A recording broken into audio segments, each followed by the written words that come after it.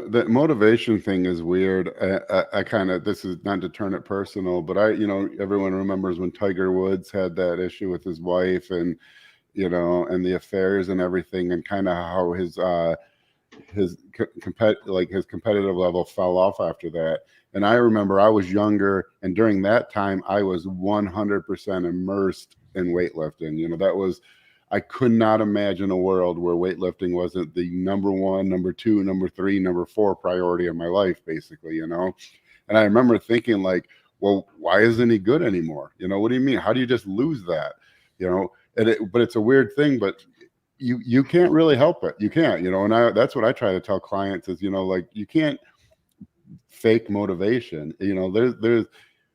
Well, you remember a time when powerlifting was your life, and that's all you woke up thinking about it, and you stayed up late thinking about it. And when you woke up in the middle of the night to take a piss, that's what you were thinking about, your deadlift that next day. But then when it goes away, it kind of goes away. It's a very weird thing, because I remember, like, the Tiger Wood example always stands out to me, because I just couldn't understand, like, how can you be the best in the world and now all of a sudden lose that focus? Like, what else is there in your life? But I mean, and then it happened to me where all of a sudden one day I woke up and my first thought wasn't my workout that day. It was whatever else, something else. And it's weird when it happens, and it's a difficult transition to make, and then it's a different transition to try to learn to navigate, where it's like, okay, this isn't, I don't bleed this anymore, but it's still an important part of my life. How do I mix things together and be a good husband and be a good father and still train, even though training isn't the only thought in my mind? But it's a weird thing if you've been that passionate about something and you think it's going to be that way till the day you die, and then the rest of life happens, and you kind of have to find a new way to navigate it. And I used to think balance was stupid, and now I'm like, balance is life. Yeah, yeah. And every guy's going to go through this. Every young guy, it will hit you. I didn't think it would hit me. I looked at people in their 30s and thought they were old and stuff like that. And, it comes for everybody. Yeah. Like, the other thing, the people on top, your 15 minutes of fame is going to come to an end. It happens to all of us. My 15 minutes of fame kind of came to an end. It happens. I remember when, I was like one of the guys, and now, that was 6 years ago. And it happens to everybody. And then you have to pivot. Your whole identity has to almost change, because your whole identity is what you were doing, powerlifting. And now it's all these things. It's not just that one thing. And it's hard. It's a very hard transition. I struggled with it for years. Yeah, if there's one thing, I could commend you, just as someone else in the sport, the fact that you went completely natural and were able to stick to it. I don't think people realize how hard that is, because when your identity is the strongest guy in the room, and you can still be the strongest guy in the room if I just keep doing those things that I was doing. That's a difficult thing when that's what everyone knows you as. That's where any room you walk into, you are, oh, that's Petey deadlifts 900 pounds. To just because you still want to deadlift 900 pounds. That's fun, but that's very difficult transition to say, no, I have more important things in my life now. I got my wife, I have my kids. I don't need to be that. But that's, everyone else still wants you to be that. And so it's a tough thing. It's a very difficult thing to kind of navigate, I think. Yeah. And I mean, I feel like it's really hurt me business wise, and, like, hurt social media wise, all that kind of stuff, to have done this. And I know, like, I'm like, I could go on a trend cycle and boom, we'd blow this out of the water again. And it's one of those things. It's just, there's more other priorities. There's the balance thing now. So it's definitely one of those things you think about. It's not necessarily trend. I probably shouldn't do that because it makes me crazy, but just PEDs in general. It's hurt me going off. Like, it's hurt me business wise. So you lose somewhat of what people know you for. Yeah.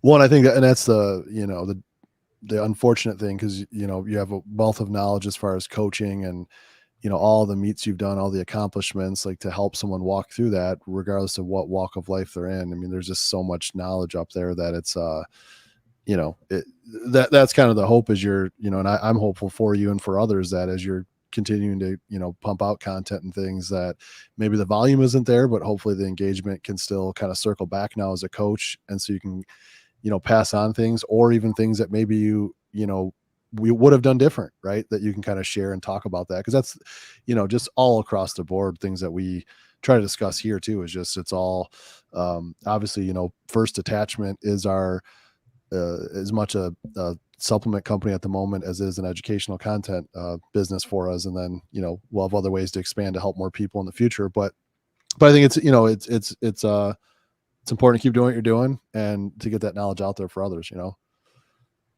Yeah, it's you have to always be willing to pivot. The older you get, you have to always be willing to change things up and try going down different paths. So that's I know you guys know that, and you got to be more flexible, really. I don't know.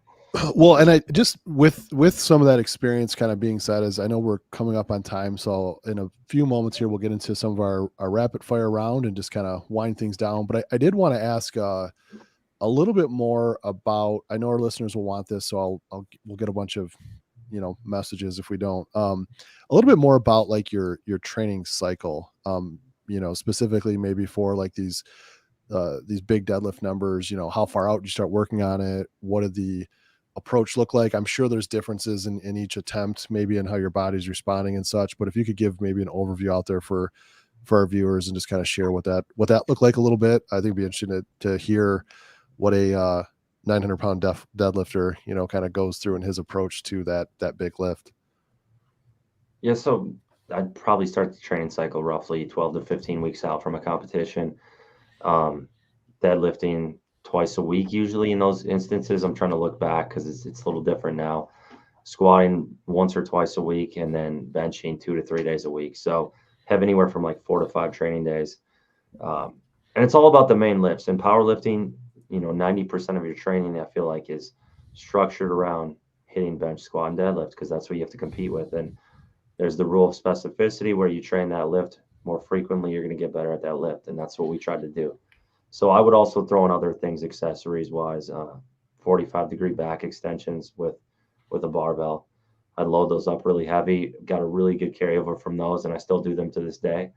That was one of my key movements. Seal rows, barbell seal rows I really liked, and push downs for triceps, things like that. But honestly, it's almost like a progressive overload, essentially. I just would maybe calculate out the starting weights for the training cycle based off of my max with a percentage. And then it was just adding, you know, 10 pounds a week or whatever over the course of 12 weeks to get to that peak. But one thing that I maybe used to do more of were like heavy singles. And now I don't believe in that as much. I think if you almost follow progressive overload format, hitting volume, you'll get to a point where you're primed to attempt like a 1 rep max, and you'll be just as strong as if you were doing heavy singles leading up to that, which are harder on the body. So I've kind of gotten away from those, but it's hard to really put into words everything, because now it's like a bench twice a week, deadlift once a week, and squat once a week, because recovery is is more of a thing, I should say. Sure. Not having aids and such. And now, is there a mixture of when you're progressing towards that? Is it pretty linear, the workouts as far as your increase, or is there more of like a speed day, you know, speed and or technique day, than a day where you're more focused on just raw, you know, total weights that you're moving? Yeah, there's like a rotation. Like I'll have a day of variation on deadlift where it's like pause deadlift, deficit deadlift, banded deadlift. Then I'll have another day, higher reps, 10 rep sets, lighter. Then I'll have a heavy day, like a 4x4 day. So there is a rotation I'll kind of go through week to week. So I'm kind of hitting things from all angles, giving my body a break. But the emphasis is always on speed and powerlifting. If I'm hitting a bench set, it's maximum speed on warm-ups, maximum power output into the bar on every rep. That's kind of the thing. You don't see strong lifters lift slowly. Like, it doesn't happen. Speed is the name of the game. So every rep is with intent. And that's one of the biggest things. Like, if I see someone trying to be as explosive as possible, they're going to lift the most weights. When you see the people who are really like fast twitch and every one of the reps looks ridiculously fast, those are the best lifters oftentimes. Can I jump in with the physics statement on that because I'm so glad you said that, Pete. One of my biggest pet peeves is I see all the time people posting F equals MA on and then trying to use that as the argument for whatever. People don't understand F equals MA. That force is the weight. MA, where A is acceleration of gravity. So F just equals mg, which equals the weight on the bar. You can't change that. You can't change F equals MA. That's my biggest pet peeve because people always talk about that, but they don't realize if I'm benching 500 pounds, F is the mass of that weight times gravity, the force of gravity, which is 500 pounds. So F is 500 pounds. That is, I cannot change that. What I can change is power. And power is force times velocity, which is that 500 pounds times how fast you move it. And I never jump in because I see people do that incorrectly all the time. But and not everyone does physics, and so I don't want to be the guy who's like tries to belittle someone or make them feel stupid. But I'm so glad you said that because that is the one thing you can change is your power. You can't change the force. The force is whatever weight is on the bar by definition. The amount of power you apply is how fast you move that weight. And that's so glad you said that. I hope people are listening to that because that is the key from a physics standpoint. That's all of it. No, that makes a lot of sense. I never even thought about it that way, but that's really cool to hear. Yeah, because I think a lot of people think the force is the force they're applying to the bar, right? Yeah, and exactly. Yeah, and that's what people power. say, but you can't. Yeah, force. You can't change that. Force is equal to the mass times acceleration, and on Earth, the acceleration is the acceleration of gravity. You can't change that. If a 500-pound bar is you apply 500 pounds to move it. That's it. The only thing you can change is how fast you move that 500 pounds, and that's power. And we're talking about power lifting. So obviously that's what we want to focus on.